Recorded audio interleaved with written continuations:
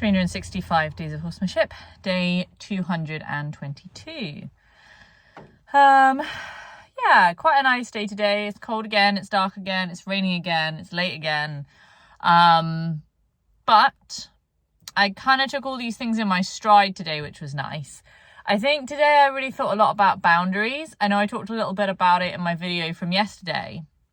And I think again today, I kind of turned up with this feeling that the session was going to be whatever myself and the horses could manage between us. And I think this idea of respecting boundaries is really important. It's particularly important in freedom-based training, but I think it's important generally in all training, because I think, there are moments where in order to respect boundaries, it's sort of like you need to test them in order to respect them, because you need to know where they are in order to know when to respect them. And I think a lot of the premise of freedom-based training, certainly with where I'm at the moment, seems to be about being able to respect the boundaries that the horse gives you. And being able to say, okay, I'm not going to push through. I'm not going to try and desensitize. I'm not going to try to force you to become okay with something you weren't okay with.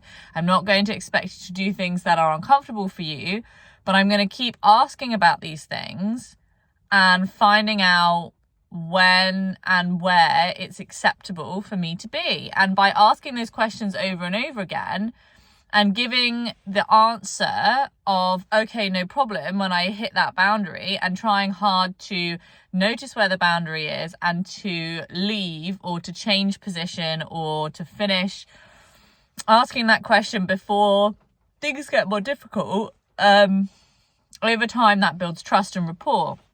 There's obviously two ways of doing that. You can either build trust and rapport by honoring boundaries and by using these methods, or you can build trust and rapport by pushing through boundaries in a way that has a positive outcome so the horse feels safe with you and they think it's okay for me to let go of my boundaries because I trust my human and my human will make good choices and keep me safe.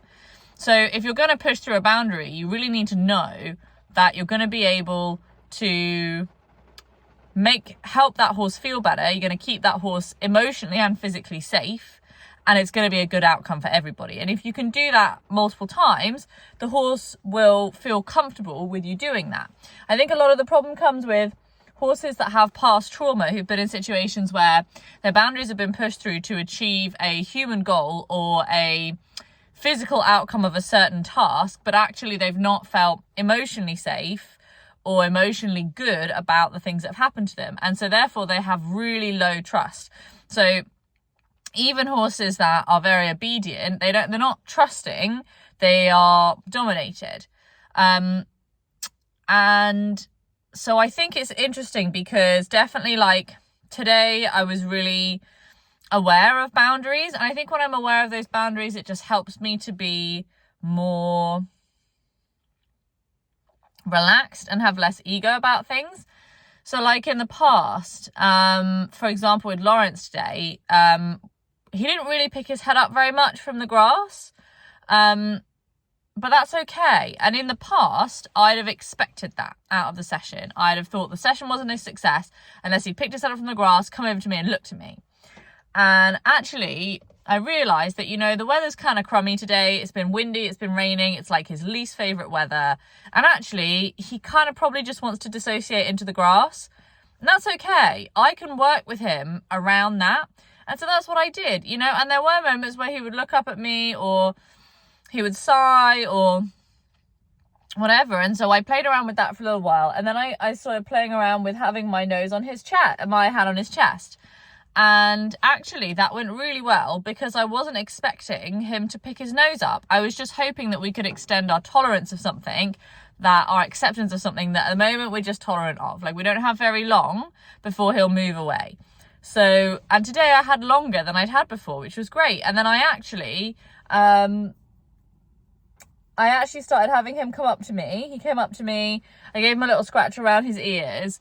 And so I went back into flow and I went to leave and he came back to get me because he wanted more. And this is a really nice pattern that he's got into recently where he'll come and get me when he's not finished with the session, which is lovely.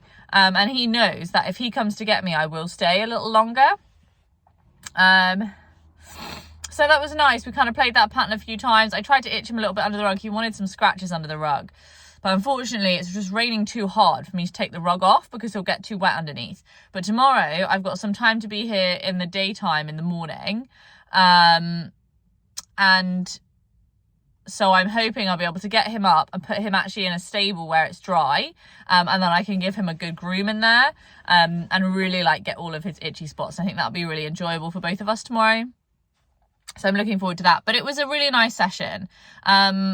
I felt that it was positive. I think it's really easy for me to say, oh, well, I wish it had been longer. Or I wish I'd done this, or I wish I'd done that as well. But actually having, you know, considering the situation and the time that I'm here and the weather, it's actually pretty great that I did anything at all. And I need to remember that. You know, there was a time when I would not have done anything in this kind of weather, and that has changed now. But I think, you know, as well, like I've spent a lot of time with a lot of amazing horsemen who spend all day training their horses. And I put those same expectations on myself.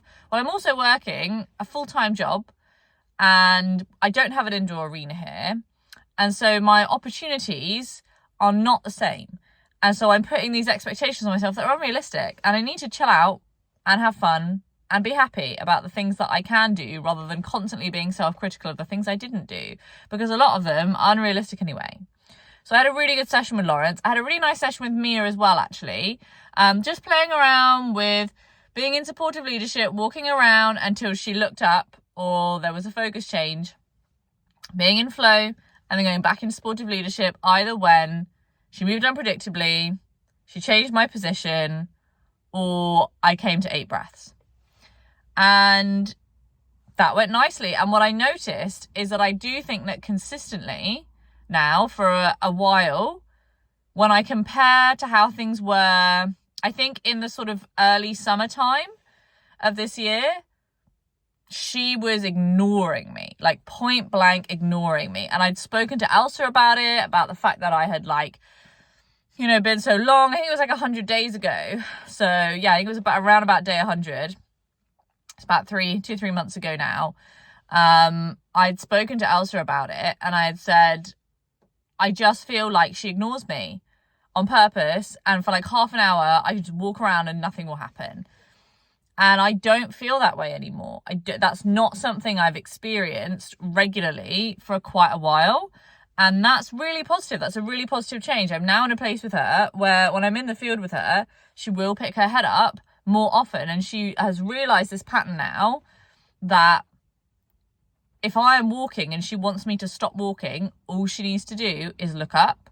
And that's really great because that first lesson that she's learned that she can influence my behaviour is really powerful because that sets up this curiosity of, well, okay, if I can change her behaviour in this way, can I change it in another way? Can I change it in another way?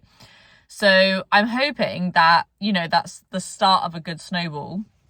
But overall, I was happy with the session today. I'm looking forward to having hopefully a little bit more time tomorrow, some time in the light. Mia's plaits are really on top of me at the moment. I've just been away a bit and they really need doing.